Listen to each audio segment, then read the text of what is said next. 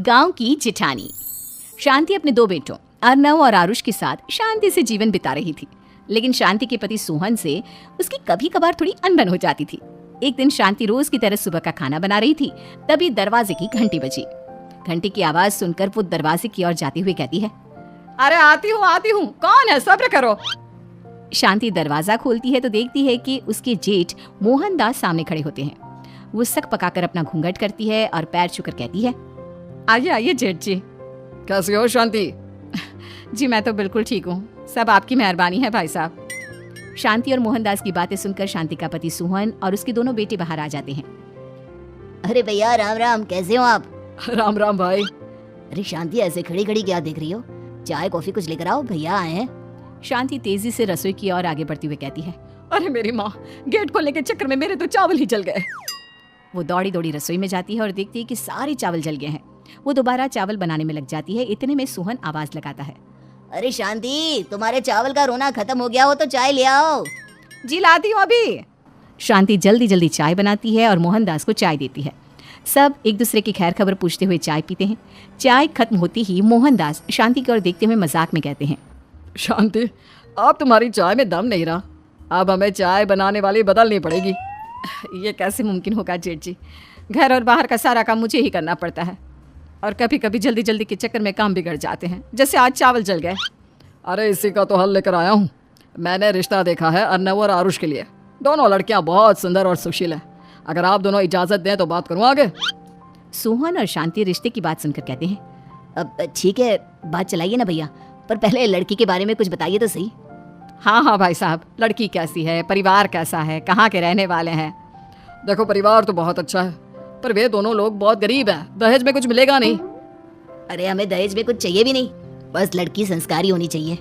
एक लड़की तो पढ़ी लिखी है और शहर की रहने वाली है, पर दूसरी अपनी गरीबी की वजह से पढ़ न सकी और गाँव में रहती है, लेकिन दोनों है बहुत खूबसूरत। अगर तुम सबको देखते ही पसंद ना आ जाए तो मेरा नाम बदल देना। हाँ, पर तो हम आके मुन कर भरोसा कर सकते हैं भैया। आप आगे बात चलाइए, हम शादी करने को तैयार हैं। कुछ ही दिन में अर्नव और आरुष की शादी हो जाती है। आरुष की शादी अनपढ़ लड़की मंजरी से हो जाती है, जो कि बहुत भोली भी होती है, और अर्नव की शादी पढ़ी लिखी लड़की तनुजा से हो जाती है, जो कि घमंडी और चालू होती है। एक दिन मंजरी घर के काम कर रही थी कि अचानक शांति उसे आवाज लगाती है, बड़ी बहू, ओ बड़ी बहू, मंजरी जल्दी यहाँ आओ। मंजरी जल्दी जल्दी शांति के पास जाती है। बेटा मेरे पैर दबा दे, बहुत दर्द हो रहा है। जी माँ जी, बस बर्तन धोकर आती हूँ। अरे बैठ यहाँ, मेरे पैर में बहुत तेज दर्द हो रहा है, बर्तन छोटी बहू धो लेगी। मंजरी शांति के पैर दबाने लगती है तो शांति तनुजा को आवाज लगाती है, छोटी बहू, और छोटी बहू। तनुजा थोड़ी देर से आराम से चलकर आती है। जी माँ जी, आपने बुलाया मुझे, आपको कोई काम था क्या? तू कुछ काम कर रही है या? शांति की बात काटते हुए तनुजा बोलती है, कुछ नहीं माँ, फोन पर अपने घर पर बात कर रही थी। अरे बाद में बात करियो अपने घर वालों से, पहले जाके बर्तन धो ले।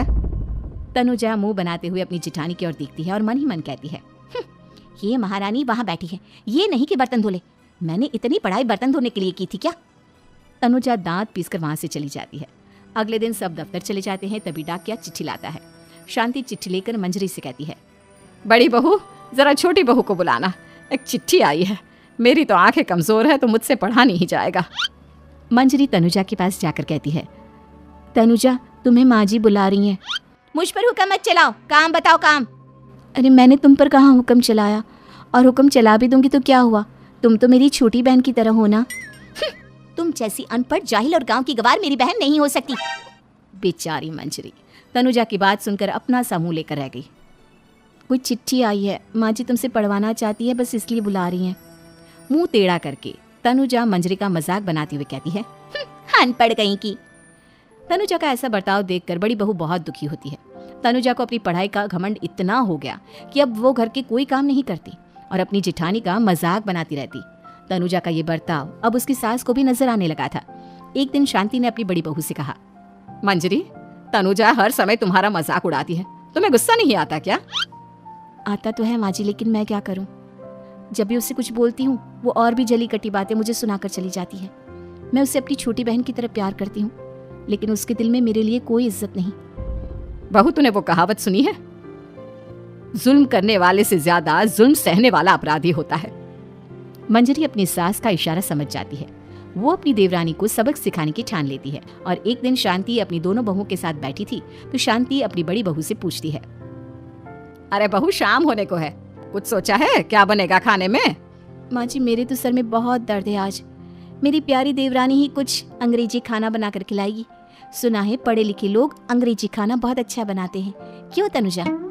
इतना कहकर मंजरी अपनी सास की ओर देखकर मुस्कुरा दी। तनुजा अपनी तारीफ सुनकर बहुत खुश हो गई। इतने में शांति कहती है, ये तो सच बात है छोटी बहू, ये तो मैंने भी सुना है। हम भी पक गए हैं बड़ी बहू के हाथ का खाना खा खा कर। तनुजा, तुम्हारी माँ भी तो तुम्हारे खाने की बहुत तारीफ करती है, आज हमें भी खिला दो कुछ अच्छा सा बनाकर। शांति की बात सुनकर छोटी बहू और आसमान पर चढ़ गई, पर उसे ये कहाँ पता था कि उसकी सास और जेठानी उसे सबक सिखाना चाहती हैं। तनुजा अपनी तारीफ सुनकर खुश तो बहुत होती है, पर सोचने लगती है, मुझे तो कैसा भी खाना बनाना नहीं आता, अब मैं क्या करूंगी? अगर मैंने इनको सच बता दिया तो मेरी सारी इज्जत मिट्टी में मिल जाएगी। अरे छोटी बहू, क्या सोच रही हो? खिलाओगी ना अपने हाथ का अंग्रेजी खाना? छोटी बहू हाँ में सर हिला देती है। अचानक से उसके दिमाग में एक आइडिया आता है, मैं इंटरनेट से देखकर कुछ बना लेती हूँ, मेरी वाहवाही पूरे घर में हो जाएगी। मुझे कौन सा रोज रोज बनाना है। माँ जी आज आप सबको ऐसा खाना खिलाऊंगी कि। इतने में शांति छोटी बहू की टांग खींचते हुए कहती है कि पता नहीं कैसा खाना खिलाओगी, ए ऊपर वाले हमारी रक्षा करना। इतना बोलकर शांति और मंजरी दोनों जोर जोर से हंसने लगते हैं।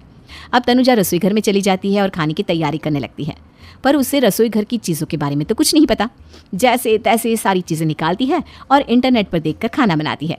कुछ ही देर में सब लोग घर आ जाते हैं। अरे सुनते हो, आज का खाना हमारी छोटी बहू बना रही है। अरे वाह, आज तो फिर कुछ अंग्रेजी खाना खाने को मिलेगा। कुछ ही देर में खाना बन जाता है तो छोटी बहू सबका खाना लगा देती है। इतने में बड़ी बहू कहती है, क्या बात है देवरानी जी, आज तो बहुत अच्छी खुशबू आ रही है। ये बात तो सही कही बड़ी बहू तूने, खुशबू तो अच्छी है, ऐसी खुशबू तो मेरे खाने में भी नहीं आती। सब मिलकर छोटी बहू की बहुत तारीफ करते हैं और छोटी बहू 7वें आसमान पर बैठ जाती है। अब सभी खाना खाते हैं। जल्दी जल्दी दो, अब तो मुंह में पानी आ रहा है। हाँ, मुझसे भी नहीं रुका जा रहा। जैसे ही सोहन एक निवाला खाता है तो उसकी आंखों से पानी आने लगता है। ये देखकर शांति सोहन से पूछती है, क्या हुआ जी, खाना इतना अच्छा बना है कि आंखों से पानी आ गया? सोहन चुप रहता है और धीरे धीरे से खाना शुरू कर देता है। इतने में सोहन छोटी बहू से कहता है, बेटी तुम भी तो खाओ, तुम क्यों रुकी हो, खाना सच में बहुत अच्छा है। ये कहकर सोहन जोर से हंस देता है। फिर सब खाना खाने लगते हैं, लेकिन खाने में नमक और मिर्च तेज हो गई थी। तनुजा से कोई कुछ नहीं बोलता, बल्कि उसे भी खाने को कहते हैं। जैसे ही छोटी बहू खाना खाती है वो पानी पानी कहकर चिल्लाती है, पानी, इसमें तो पानी। ये खाना तो सच में इतना अच्छा बना है कि हमारे साथ साथ देवरानी जी भी इसके स्वाद को कभी नहीं भूल पाएंगी। सही कहा बहू। तनुजा को अपनी गलती का एहसास हुआ और उसने अपनी सास से कहा, माँ जी ये मेरी गलती नहीं है, इंटरनेट पर दिखाया था कि 4 चम्मच नमक और मिर्च डालने हैं। अब मंजरी को भी मौका मिल गया और उसने तनुजा पर तंज कसा, नाच न जाने आंगन टेढ़ा, हर जगह अपनी पढ़ाई दिखाती हो, दूसरों का मजाक उड़ाती हो। अब पता चला ना, हर चीज में पढ़ाई काम नहीं आती। और तुम तो शहर में रही हो, तुम्हें तो मुझसे भी अच्छा खाना बनाना आना चाहिए ना। बेटा, अगर तूने ठीक से सब सीखा होता तो आज तुझे शर्मिंदा नहीं होना पड़ता। बात शहर या गांव की नहीं होती। मंजरी गांव से आई है, लेकिन उसे घर का काम करना और खाना बनाना सब अच्छी तरह से आता है।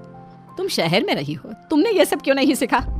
छोटी बहू सर नीचा कर सबसे माफी मांगती है और बहुत शर्मिंदा होती है। दीदी मुझे माफ कर दो, मैंने आपको बहुत बुरा भला कहा, पर आपने मुझे हमेशा ही माफ किया। आज मुझे अपनी गलती का एहसास हो गया है। अब दोनों बहुएं मिलकर घर का काम करने लगी और एक दूसरे को अपने गुण बांटने लगी।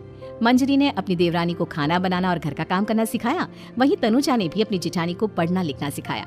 शांति और सोहन ऐसी बहुएं पाकर बहुत खुश थे।